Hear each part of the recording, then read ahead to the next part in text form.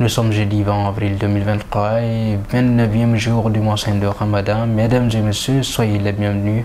Bonsoir à vous. Au sommaire de cette édition ALD El Vitre au cours 2023, les éleveurs de poulets à l'épreuve de la grippe aviaire et de la Castel. À quelques heures de la fin de Ramadan, le poulet se fait rare dans certains endroits.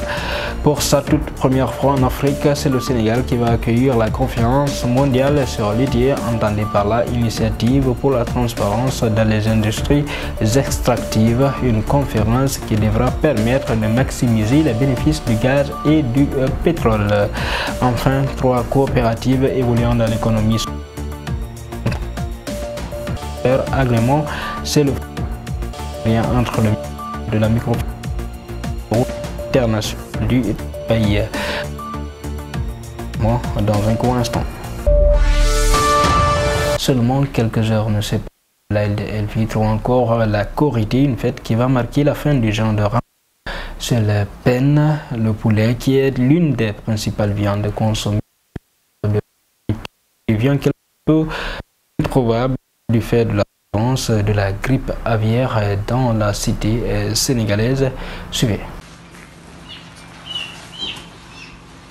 À quelques heures de la fête de l'Aïd el-Fitr, marquant la fin du Ramadan, communément appelé la Korité au Sénégal, le poulet qui est l'une des principales viandes consommées en ce jour est devenu introuvable. Cela du fait de la présence de la grippe aviaire depuis le début du mois de mars. En effet, le Sénégal connaît une nouvelle épidémie de grippe aviaire AH5N1 qui décime les poulaillers. À la date du 23 mars, le pays a recensé 891 cas de mortalité dans le parc national de la Langue de Barbarie dans la région de Saint-Louis. Le Sénégal annonce qu'il fait face à une nouvelle épidémie de grippe aviaire, avait informé une note émanant du ministère de l'élevage. Beaucoup d'éleveurs qui espéraient écouler leur production durant la Korité sont dans le désarroi total. C'est par centaines que leurs volailles meurent par jour du fait de la présence du virus de la grippe aviaire, mais également de la maladie de Newcastle. Ils restent impuissants devant cette situation dramatique. En images, impôts et domaines, le bureau exécutif national, après son assemblée générale tenue mardi dernier, a adopté à l'unanimité une grève totale les 22, 23 et 24 mai prochains. Ensuite, la grève totale revient les 14, 15 et 16 juin prochains pour intensifier la lutte. Dans sa lutte entamée depuis le sous mandat de dépôt de Bassirou Diomaye Faye, le Saïd accentue le combat avec des journées de présence passive le 28 avril et le 2 mai prochain. Je vous le disais dans le sommaire, pour la toute première fois en le pays de la Teranga se prépare à accueillir la conférence mondiale sur l'initiative pour la transparence dans les industries extractives. À cette occasion, l'ITIE Sénégal a convié la presse nationale ce mardi autour d'un Dougou pour discuter des contours de cet événement qui aura lieu les 13 et 14 juin prochains au CICAD. Suivez le compte rendu. La conférence mondiale sur l'initiative pour la transparence dans les industries extractives se tient tous les 3 ans. Ainsi, cette conférence est une occasion de discuter sur les réalisations de transparence des ressources naturelles, un point de fixation pour le Sénégal. Quand on dit que le Sénégal a eu de bonnes notes, et jusqu'à présent les gens nous regardent parce qu'il n'y a pas eu encore un pays qui ait pu avoir les 93 sur 100 que nous avons eus. Mais c'est parce que tout le monde a contribué à cela. Donc je voudrais aussi vous remercier. Awa Marie Kolsek, présidente de l'ITIE Sénégal, voit une occasion de trouver des pistes de réflexion pour vulgariser le secteur extractif au bénéfice des conditions de vie et des populations. Pour l'Afrique, il s'agira aussi de regarder les grands enjeux, comme la répartition équitable des ressources, le problème de la sécurisation et de la mobilisation des ressources domestiques pour financer le développement de notre pays. Donc cette conférence, pour nous permettra, on l'espère, de faire un bond qualitatif par rapport à tout ce qui s'est fait jusqu'à présent.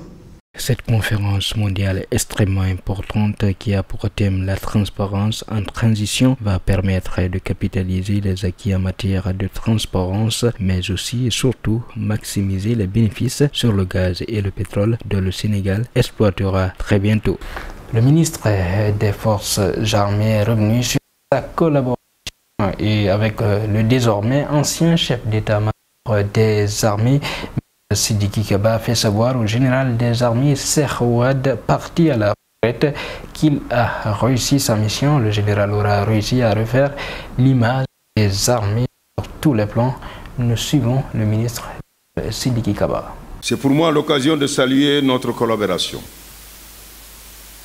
pour l'accomplissement de la mission de modernisation de notre armée et sa montée en puissance dans tous les domaines que nous a confié le président Macky Sall, chef suprême des armées. C'est d'ailleurs grâce à cette vision du chef de l'État qu'ensemble nous avons pu réaliser de nombreuses nouvelles constructions et rénovations, couvrant des cantonnements et infrastructures de formation, d'entraînement, des postes de commandement, des logements pour les différentes catégories et des établissements de santé dans toutes les zones militaires. Dans la même dynamique, des équipements de dernière génération ont été réalisés, dont certains en cours d'acheminement, de construction ou d'acquisition très avancés. Et les capacités opérationnelles de toutes les unités sont aujourd'hui considérablement renforcées. Comme voulu et décidé par le chef suprême des armées, le président Macky Sall, les fortes mesures prises couvrent également la logistique dans toutes ses chaînes. Ravitaillement, maintien en condition, évacuation sanitaire et transport, sans oublier les infrastructures de sport, de loisirs et de détente déjà installées ou prévues. On nous tue, on ne nous déshonore pas. Je vous le disais également dans le sommaire, le ministère de microfinance et de l'économie sociale et solidaire, en partenariat avec le Bureau international BIT en abrégé, a remis 3 agréments à 3 coopératives évoluant dans l'économie sociale et solidaire. Ce qui offre de nombreux avantages physiques et économiques, bien entendu. Suivez la cérémonie s'est tenue à la sphère Ousmane Tanor de Ichamniadio. Nous avons éprouvé aujourd'hui le dispositif qui permet à chaque acteur de l'économie sociale et solidaire de disposer d'un agrément.